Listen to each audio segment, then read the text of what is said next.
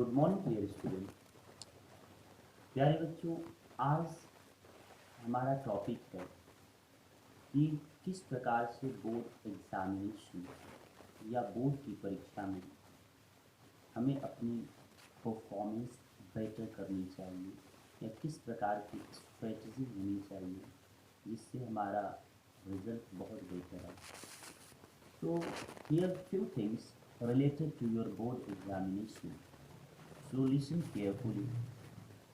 सो सबसे पहले देखो, जो बोर्ड एग्जामिनेशन की बात होती है कि जब कभी भी हमारा बोर्ड एग्जामिनेशन स्टार्ट हो तो फर्स्ट पेपर में हमें अपने सेंटर पे नियर अबाउट 1 आवर 1 हाफ यानी 1 से 1.5 घंटे पहले ही पहुंच जाना चाहिए।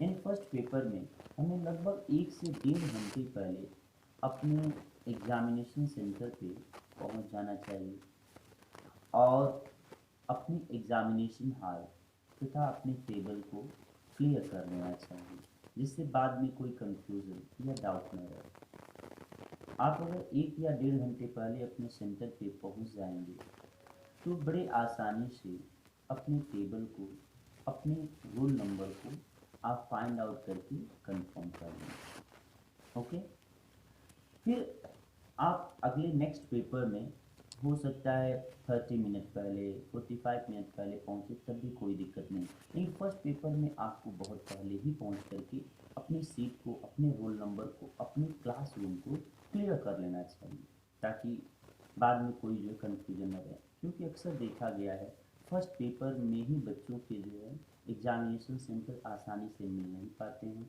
या पेपर छूट जाते हैं या सेंटर पे पहुंचने के पश्चात भी एग्जामिनेशन हॉल में बड़े लेट से पहुंचते हैं।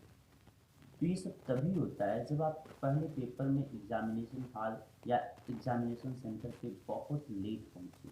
तो ऐसा कभी ना हो, आप अपने एग्जामिनेशन सेंटर पे 1 से 1.5 घंटे पहले ही पहुंच जाए, वो भी फर्स्ट पेपर में मस्ट। सेकेंड थिंग से आप अपने पास minimum 2 black pen, 3 blue pen और अपने जो है ज्योमेट्रिकल बॉक्स हमेशा साथ रखें, ताकि एग्जामिनेशन ड्यूरेशन पे या एग्जामिनेशन के टाइम आपको किसी दूसरे से ज्योमेट्रिकल बॉक्स, पेन या अन्य चीज़ें मांगने की आवश्यकता न हो।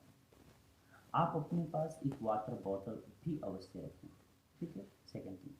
थर्ड थिंग, जब आप एग्जामिनेशन हॉल में पहुंचे या एग्जामिनेशन क्लासरूम में पहुंचे और अपनी सीट पर बैठ जाएं, तो आप एक बार अपनी सीट की चारों तरफ यह कंफर्म कर लें कोई पेपर का या कोई ऐसी बेकार चीज़ें तो नहीं पड़ी हैं जिस पर कुछ लिखा हो।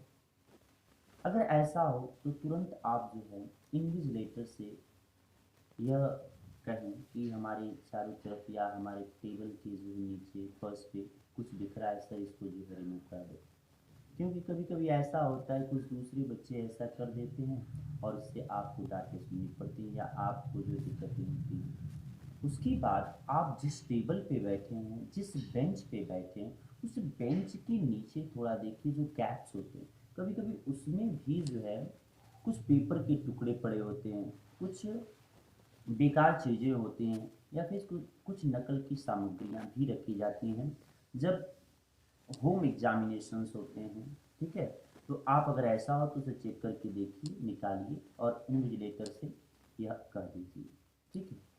थिंग्स फोर, आप एग्जामिनेशन हॉल में या एग्जामिनेशन क्लासरूम में जब तक पेपर न स्टार्ट हुआ हो उस खाली समय में आप जो है खूब अच्छे से अपने ब्रेन में जो चीज़ें या जिस सब्जेक्ट का पेपर है उसे आप याद करिए, रिमाइंड करिए।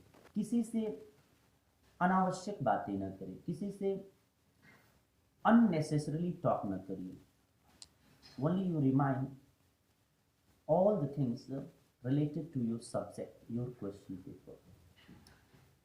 Things 5, जब आपको क्वेश्चन पेपर मिले, क्वेश्चन पेपर से पहले एक्चुअली आपको आंसर शीट मिल जाता है, तो आंसर शीट को भरने से पहले आंसर शीट पे एक्चुअली भरना होता है आपको अपना रोल नंबर, डेट, टाइम, ठीक है।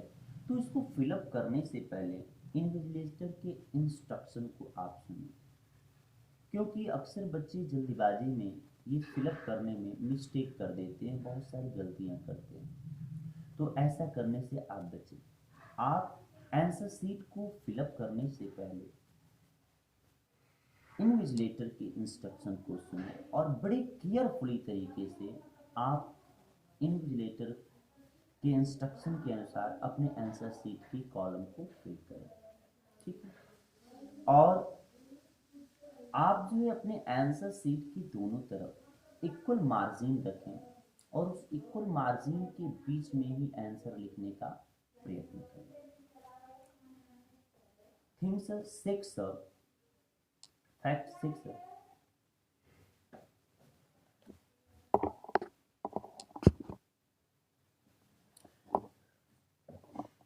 सिक्स थिंग्स ये है बच्चों कि जब आपको क्वेश्चन पेपर मिले तो बड़े कॉन्फिडेंस के साथ उस क्वेश्चन पेपर को आप ओपन करिए और सबसे पहले उस क्वेश्चन पेपर को 5 मिनट आप रीड करिए। और रीड करने के पश्चात जो क्वेश्चंस आपको बहुत अच्छे से आ रहे हैं उन क्वेश्चन को सेक्शन वाइज करने का प्रयत्न करें। जो क्वेश्चन डाउट में है या थोड़े कम पता है उनको आप एट लास्ट करिए, ठीक है। इस तरह से आपका कोई क्वेश्चन छूटेगा भी नहीं और सारे क्वेश्चन आपके हो भी जाएंगे, ठीक है। कभी आप ओवर कॉन्फिडेंस न रहिए, ठीक है। कॉन्फिडेंस में रहिए और जो क्वेश्चन बहुत अच्छे से आ रहा है उसको पहले करिए। कभी कभी होता क्या है, बच्चे जब क्वेश्चन 2-3 पढ़ते हैं और उनको आता है तो बड़े एक्साइटेड हो जाते हैं, ओवर कॉन्फिडेंस हो जाते हैं, मुझे तो सारे क्वेश्चन आ रहे हैं और इसमें वो बड़े मिस्टेक कर देते हैं, क्योंकि जो क्वेश्चन आते हैं उन्हीं में बहुत ज़्यादा टाइम वो वेस्ट कर देते हैं और बाकी जो क्वेश्चन है लगभग छूट जाते हैं। तो ऐसा नहीं होना चाहिए।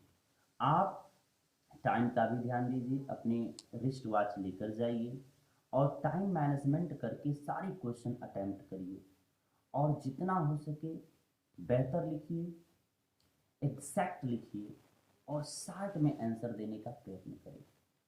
इससे आपके आंसर बहुत अच्छे होंगे, आपको मार्क भी बहुत बेहतर मिलेगा। आई होप आपने इस स्टेटमेंट से ज़रूर कुछ सीखा होगा। Thank you.